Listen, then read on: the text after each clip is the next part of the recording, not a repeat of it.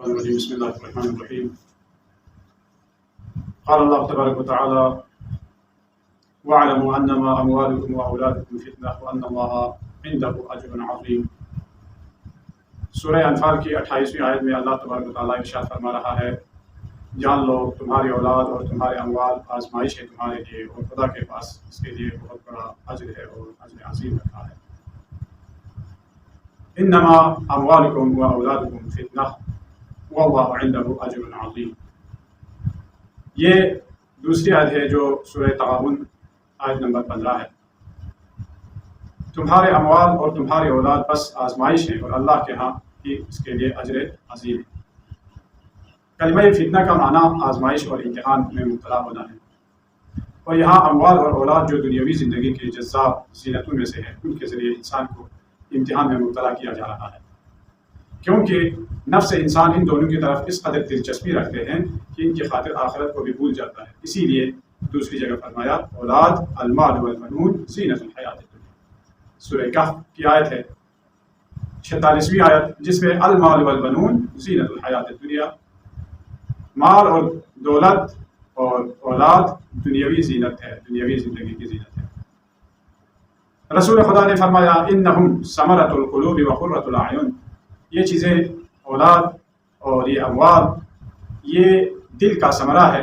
اولاد کے بارے میں خصوصاً اولاد دل کا ثمرہ ہے، اور ہر شجر کے لیے آگے فرماتے ہیں: لکل شجرۃ ثمرۃ وثمرۃ القلب الولد۔ ہر درخت کے لیے پھل ہے، اور دل کا پھل، انسان کے دل کا پھل جو ہے اس کی اولاد ہے۔ وقرۃ العین، اور اس کے لیے آنکھوں کی ٹھنڈک ہے۔ اب طلب اولاد کا حکم ہے، یہ جو خدا تبارک و تعالیٰ دنیاوی نعمت آپ اسے شمار کر رہے ہیں، لیکن اس کے طلب کے لیے بھی اللہ تبارک و تعالیٰ کا حکم ہے۔ جیسا کہ روایت ہے، راوی کہتا ہے کہ میں نے امام رضا علیہ السلام کی خدمت میں خط لکھا کہ میں نے 5 سال تک اولاد کی تلاش نہیں کی، کیونکہ میری بیوی یہ کہہ کر انکار کرتی تھی کہ غربت کی وجہ سے ان کی تربیت کرنا ہمارے لیے بہت سخت ہے۔ اس سلسلے میں آپ کی کیا رائے؟ تو امام علیہ السلام نے مجھے اس خط کے جواب میں فرمایا: اولاد طلب کرو، ان کا رزق دینے والا اللہ تبارک و تعالیٰ کی ذات ہے۔ طلب اولاد کے لیے دعا کا حکم دیتے ہوئے اللہ تبارک و تعالیٰ نے فرمایا ہے: والذین یقولون ربنا هب لنا من ازواجنا وذریاتنا قرۃ اعین واجعلنا للمتقین اماما۔ یہ سورہ فرقان آیت نمبر 74 ہے۔ اس میں جو دعا کرتے ہیں کہ اے ہمارے پروردگار، ہمیں ہماری ازواج اور ہماری اولاد کے ذریعے آنکھوں کی ٹھنڈک عطا فرما، اور ہمیں پرہیزگاروں کا امام بنا دے۔ رب اجعلنی مقیم الصلاۃ ومن ذریتی ربنا وتقبل دعا۔ یہ حضرت ابراہیم علیہ السلام کی دعا ہے، سورہ ابراہیم آیت نمبر 40 ہے۔ اس میں فرماتے ہیں کہ پروردگارا، مجھے نماز قائم کرنے والا بنا، اور میری اولاد میں سے بھی ہمارے پروردگار میری دعا قبول فرما۔ اور آگے فرمایا، روایت ہے جیسے کہ حسن بصری، انہوں نے کہا، کیا کہا؟ قال بئس الشیء الولد ان عاش کدنی وان مات حدنی۔ فبلغ ذلك زین العابدین علیہ السلام فقال كذب والله نعم الشیء الولد ان عاش فدعاء حاضر وان مات فشفیع صابر۔ حسن بصری نے جب یہ بات کی کہ اولاد کتنی بری شے ہے کہ جو اگر زندہ رہے تو مجھے مصیبت تکلیف میں ڈال دیتی ہے، اور اگر یہ مر جائے تو مجھے مصیبت میں ڈال دیتی ہے، تو اس وقت یہ بات امام زین العابدین سید الساجدین علیہ السلام تک پہنچے تو آپ نے فرمایا: کذب واللہ، اس نے خدا کی قسم اس نے غلط کہا ہے، صحیح نہیں کہا۔ نعم الشیء الولد، بلکہ یوں کہو کہ بہترین شے جو ہے وہ انسان کے لیے اولاد ہے۔ نعم الشیء الولد ان عاش فدعاء حاضر وان مات فشفیع سابق۔ اگر یہ زندہ رہے تو یہ چلتی پھرتی دعا ہے، چلتی پھرتی دعا ہے یہ اولاد۔ کیوں؟ الحمدللہ آپ اور ہم مسلمان گھرانوں میں پیدا ہوئے ہیں، مومن گھرانوں میں پیدا ہوئے ہیں، ہم اپنے والدین کو یاد کرتے ہیں ہر وقت: اللہم اغفر لی ولوالدی، یا رب اغفر لی ولوالدی وللمؤمنین یوم یقوم الحساب، یا ربنا اغفر لی ولوالدی ولمن دخل بیتی مؤمنا وللمؤمنین والمؤمنات۔ یہ دعائیں جو ہم کرتے ہیں، رب ارحمہما کما ربیانی صغیرا، انشاءاللہ ان کا ثواب ہمارے والدین تک ضرور پہنچے گا۔ لہٰذا امام نے فرمایا اگر یہ زندہ رہے تو یہ چلتی پھرتی دعا ہے والدین کے لیے، لیکن اگر یہ اس دنیا سے مر جائے تو یہ اس کے لیے قیامت کے لیے شفاعت کنندہ ہے۔ تو اولاد کی اتنی فضیلت کے باوجود حسن بصری نے کہا بئس الشیء الولد، اولاد کتنی بری شے ہے۔ تو امام علیہ السلام نے اس بات کو ٹوکا اور کہا کہ یہ ایسی بات نہیں۔ یہی وجہ ہے کہ روایت میں رسول خدا صلی اللہ علیہ وسلم سے ملتی ہے کچھ چار باتیں۔ سخت شدہ بچے سے بھی جب قیامت کے دن کہا جائے کہ تو بہشت میں داخل ہو جائے، ادخل فی الجنہ، فیقول له ادخل حتى يدخل فيقول لا ادخل، وہ کہے گا جب اس سے کہے گا ادخل فی الجنہ، سقط شدہ بچے سے یا جو معصوم بچے جو دلوں کو نہیں پہنچتے اور اس دنیا سے چلے جاتے ہیں، تو نابالغ بچے جو اس دنیا سے چلے جاتے ہیں ان کے لیے جب قیامت کے دن کہا جائے گا کہ ادخل فی الجنہ، اب جنت داخل ہو جائے، کیونکہ وہ معصوم ہے، ان کے اوپر کوئی گناہ تو نہیں، تو اس وقت کیا کہیں گے؟ وہ کہیں گے لا حتی، یعنی یقول، وہ کہیں گے لا ادخل حتی یدخل ابوائے، کہتے ہیں کہ فیقول لا ادخل حتی یدخل ابوائے قبلی، نہیں خدایا ہم اس وقت تک جنت میں داخل نہیں ہوں گے جب تک ہمارے والدین ہم سے پہلے جو ہے جنت میں نہ جائیں۔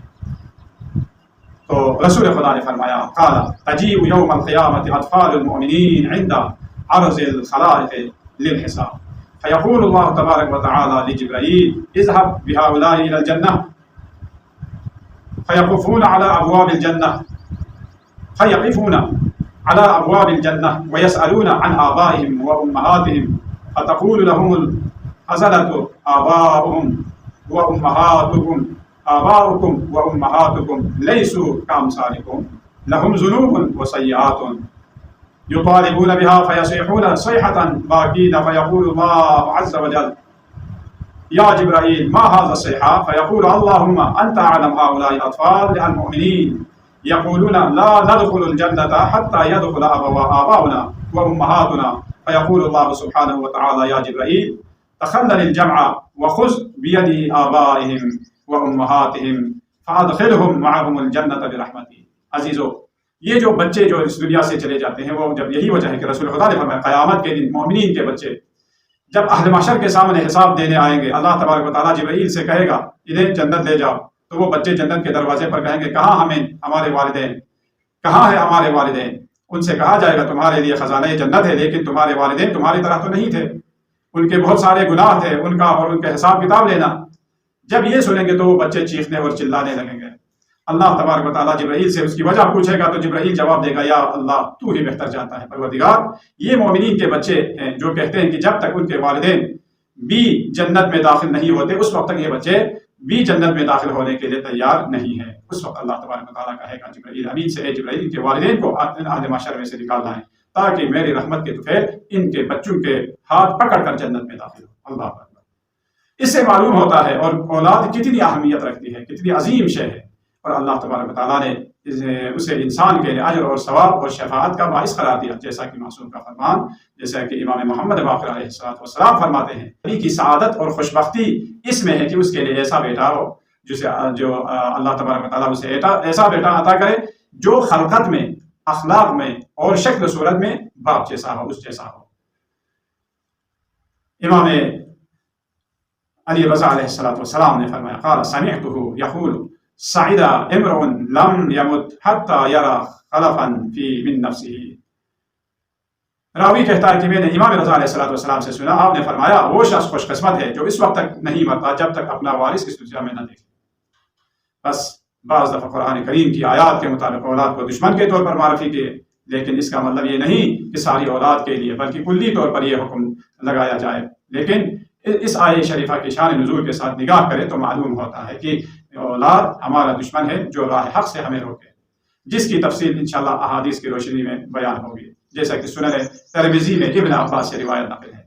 جب ایک شخص نے آیہ شریفہ کے بارے میں سوال کیا تو فرمایا مکہ والے جب رسول خدا پر ایمان لا کر نبی اکرم کی طرف آنا چاہتے تھے تو ان کی اولاد اور بیویوں نے انہیں روک دیے، اور جب رسول خدا کی خدمت میں یہ لوگ حاضر ہوئے تو دیکھا کہ لوگ دین شناس بن گئے ہیں اور ان کو سزا دینا چاہتے ہیں، اور اس وقت اللہ تبارک و تعالیٰ نے یہ آیت نازل فرمائی کیا یا ایھا الذین آمنوا من ازواجکم واولادکم عدوا لکم فاحذروہم وان تعفوا وتصفحوا وتغفروا فان اللہ غفور رحیم۔